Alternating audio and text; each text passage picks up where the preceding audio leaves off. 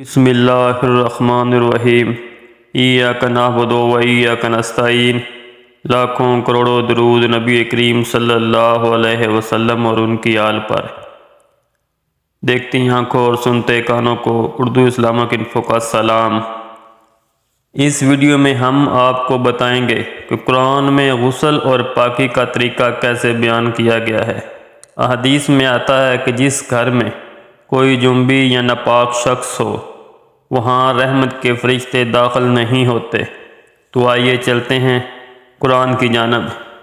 سورۃ المائدہ کی آیت نمبر 6 میں اللہ تعالیٰ فرماتے ہیں، اگر جنبی ہو جاؤ مطلب کہ ناپاک تو خوب اچھی طرح پاکی حاصل کرو، اور اگر تم بیمار ہو یا سفر میں یا کوئی تم میں پاخانہ سے آئے یا تم نے اپنی بیویوں سے جماع کیا ہو پھر تم پانی نہ پاؤ تو پاک مٹی کا قصد کرو اور اپنے منہ اور ہاتھ پر اسے مال لو۔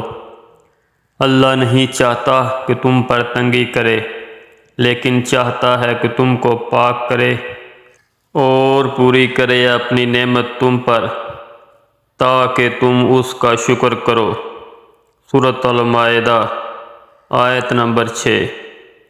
اور اللہ کا دوسرا فرمان ہے کہ اے ایمان والو، نزدیک نہ جاؤ نماز کے جس وقت کہ تم نشہ میں ہو، یہاں تک کہ سمجھنے لگو جو کہتے ہو، اور نہ اس وقت کہ غسل کی حاجت ہو مگر حالت سفر میں، یہاں تک کہ غسل کر لو۔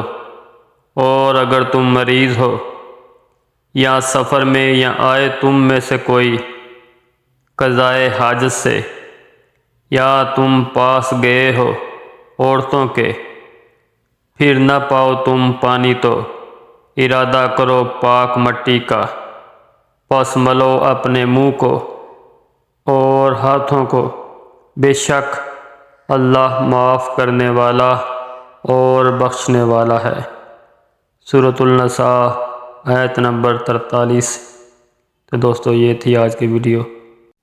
امید ہے کہ آپ کو یہ ویڈیو پسند آئے گی۔ اللہ حافظ۔